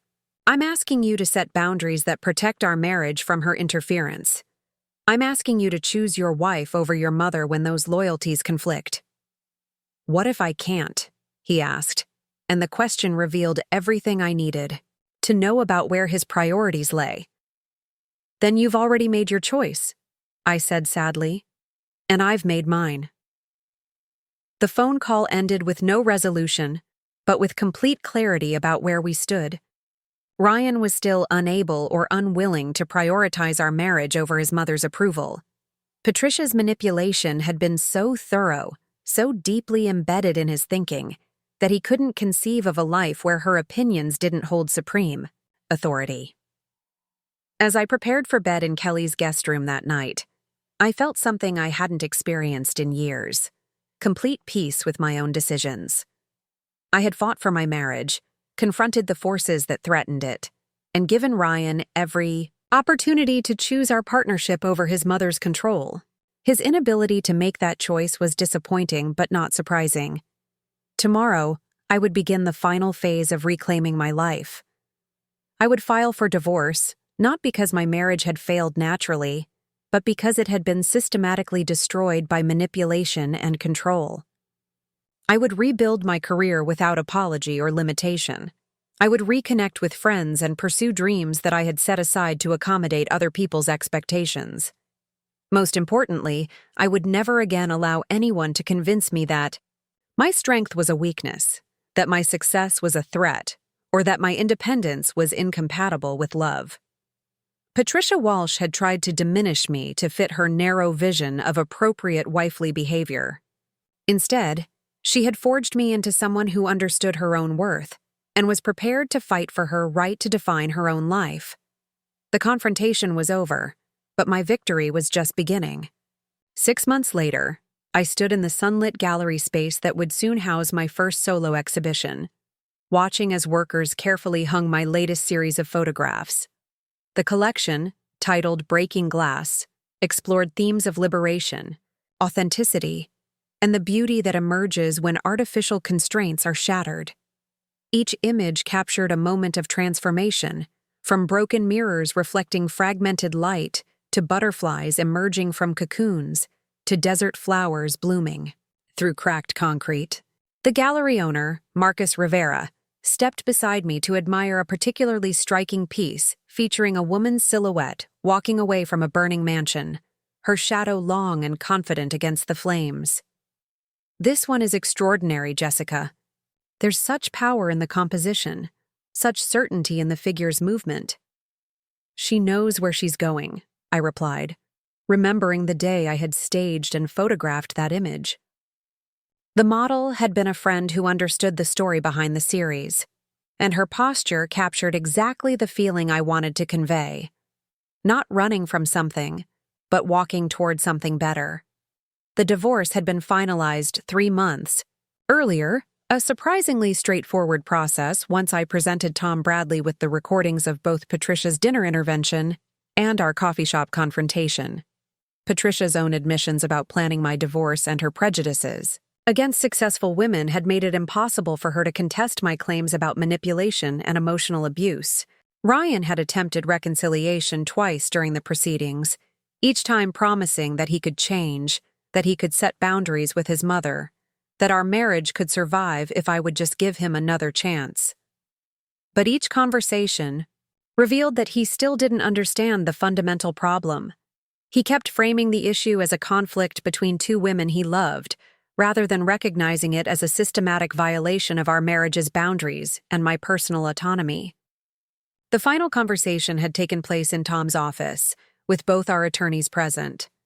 Ryan had looked genuinely broken as he signed the papers, and I felt sadness for the loss of what might have been, but I felt no regret about my decision to choose freedom over a marriage built on someone else's foundation.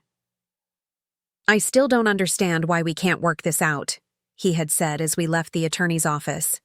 "Other couples survive family conflicts. Other marriages find ways to accommodate different perspectives." "Ryan," I had replied gently, "your mother didn't have a different perspective about our marriage. She had a different agenda. She wasn't trying to help us succeed as a couple. She was preparing for our failure so she could control the aftermath. There's no accommodation possible with someone whose goal is to end your marriage." He had walked away shaking his head, still unable to fully grasp that his mother's love came with strings attached that strangled rather than supported. Diana had told me later that he spent weeks in therapy trying to understand what had happened, but that Patricia's influence was so deeply embedded in his thinking that breaking free seemed almost impossible. Diana herself had made remarkable progress in recognizing and addressing her mother's control over her own life. She had moved to Denver for a new job opportunity, putting physical distance between herself and Patricia's daily influence. When she called to check on my progress with the gallery exhibition, her voice carried a lightness I had never heard before. "I met someone," she told me during one of our regular conversations. "His name is Michael, and he's completely different from the men Mom always pushed me toward. He's an elementary school teacher, makes about half what she thinks is acceptable for a potential son-in-law, and he loves that I'm independent and career-focused. We're talking about moving in together." "How does Patricia feel about that?" I asked. Diana's laugh was both bitter and liberating. "She doesn't get a vote anymore. I told her that my romantic life is off limits for her commentary and involvement. She's not speaking to me right now, but honestly, the silence is refreshing." Kelly had been invaluable during the transition period, not just as a friend providing housing and emotional support, but as a business advisor helping me rebuild my professional identity. She had connections in the art world that I had never explored while focused on the commercial photography that Patricia had deemed more appropriate for a married woman.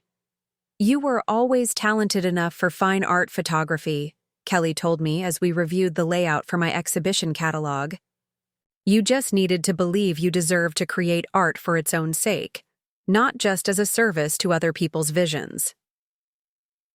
The exhibition opening was scheduled for the following Friday, and advance sales had exceeded everyone's expectations. Several pieces had already been purchased by collectors who had seen the preview catalog, and 3 different magazines had requested interviews about the personal story behind the work. I had been hesitant about sharing the details of my divorce and the manipulation that inspired the series, worried about privacy and potential backlash. But Dr. Martinez had encouraged me to consider the therapeutic value of telling my story, both for my own healing and for other women who might be experiencing similar situations. "Your experience with Patricia represents a very sophisticated form of emotional abuse," she had explained during one of our sessions. "Many women are living in marriages where they're being systematically undermined and controlled without recognizing Your story could help them identify the patterns and find the courage to seek help. The decision to go public with my experience had been made easier by an unexpected source of validation. Sandra Kim, the private investigator I had worked with, had referred several other women to me over the months following my divorce. Each had discovered similar patterns of interference and manipulation from in-laws who claimed to be protecting their children's marriages while actually orchestrating their destruction. One woman, Carmen, had discovered that her mother-in-law was secretly encouraging her husband to have an affair to test their marriage and provide grounds for divorce if she proved unsuitable. Another, Michelle, had learned that her father-in-law was systematically undermining her small business by spreading negative reviews and discouraging potential clients, all while expressing concern about the stress her work was putting on the family. "There's a pattern here," Sandra told me when she shared these stories. Controlling parents who can't let go of their adult children, who see marriage partners as threats to their influence rather than additions to the family. Your willingness to document and expose this behavior could help other people recognize what's happening to them. The support from these women had given me courage to use my platform as an artist to address broader themes of manipulation and liberation. The exhibition catalog included essays from several contributors, including Dr. Martinez, about recognizing and recovering from emotional abuse in family systems. Tom Bradley had also played an unexpected role in my post-divorce life. During our work together, he had mentioned that he frequently encountered cases involving family manipulation and financial abuse, but that many victims lacked the resources or evidence to protect themselves effectively. "You were lucky to have that recording," he had told me. "Most people in your situation don't have such clear documentation of the manipulation they're experiencing. They know something is wrong, but they can't prove it to themselves or others." This conversation had led to my involvement with a local, nonprofit organization that provided legal advocacy for women experiencing financial and emotional abuse. I began volunteering as a speaker at their workshops, sharing my story and encouraging other women to trust their instincts about manipulative behavior. The work was deeply fulfilling in ways that surprised me. For years, I had focused on building my photography business and supporting Ryan's career, but I had never considered how my experiences might be valuable to other people facing similar challenges. Speaking to groups of women who were struggling to understand their own situations gave me a sense of purpose that went beyond personal success. One evening, after speaking to a support group in Mesa, a young woman approached me with tears in her eyes. "I thought I was going crazy," she said. "My husband's family keeps telling me that I'm too sensitive, that I'm imagining problems that don't exist. But everything you described is happening to me. They're isolating me from my friends, questioning every decision I make, and making me feel like I'm failing as a wife." Conversations like these reminded me why sharing my story mattered, even when it felt uncomfortable or invasive. My experience with Patricia had given me insights that could help other women recognize manipulation before it destroyed their sense of self. The photography exhibition opening arrived with surprising fanfare.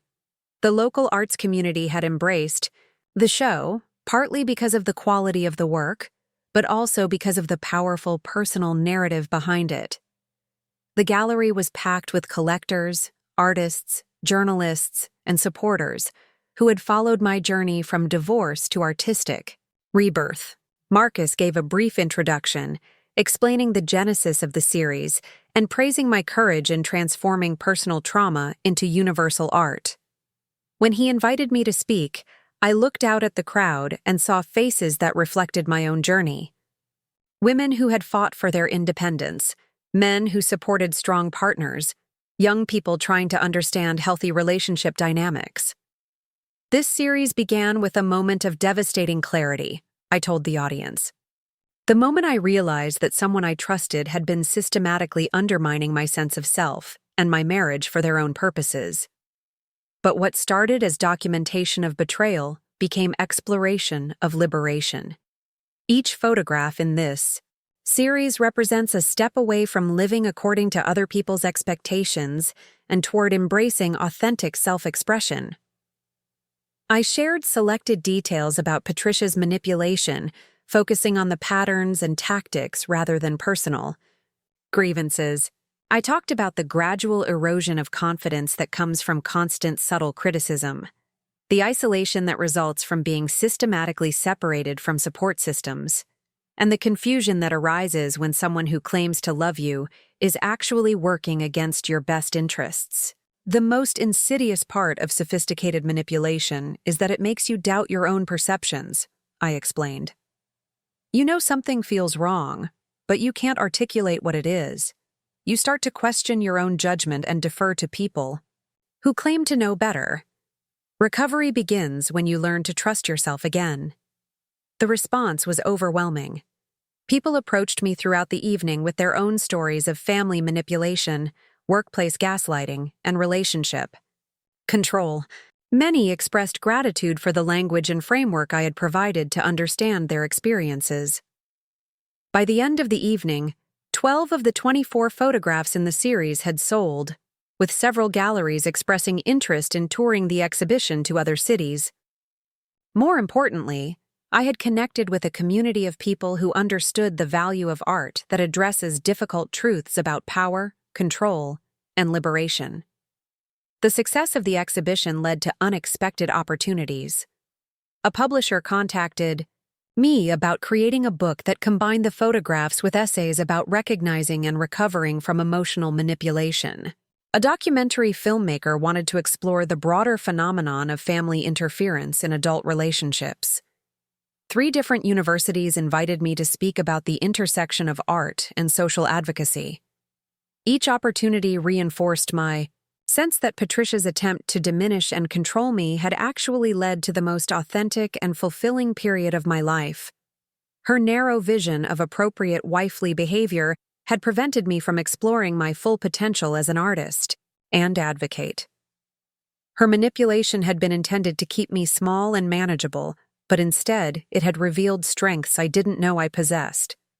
On a quiet Sunday morning, exactly 1 year after the dinner where I had first recorded Patricia's manipulation, I sat in my new studio apartment reviewing the documentary filmmaker's proposal. The space was smaller than the house I had shared with Ryan, but it was entirely mine, decorated according to my aesthetic preferences and organized around my creative needs. The apartment was in a converted warehouse in the Arts District, with high ceilings, exposed brick walls, and enormous windows that flooded the space with natural light. My photography equipment occupied one corner, while my living area was arranged around comfort and functionality rather than impressive appearances. I had furnished the space with pieces that brought me joy rather than status. A comfortable reading chair by the window, a dining table where I could spread out my work, shelves lined with books about art, psychology, and women's stories. Everything in the space reflected my actual preferences rather than what someone else thought would be appropriate. The phone rang as I was making notes on the documentary proposal. Diana's name appeared on the screen, and I answered with genuine pleasure at hearing from her. "Jessica, I have news," she said, excitement evident in her voice. "Michael proposed last night, and I said yes. We're planning a small ceremony in Denver with just close friends and family." "Congratulations, I'm so happy for you both. How did Patricia react to the engagement?" Diana's laugh was rueful, but not bitter. "She doesn't know yet. We're not telling her until after we're married.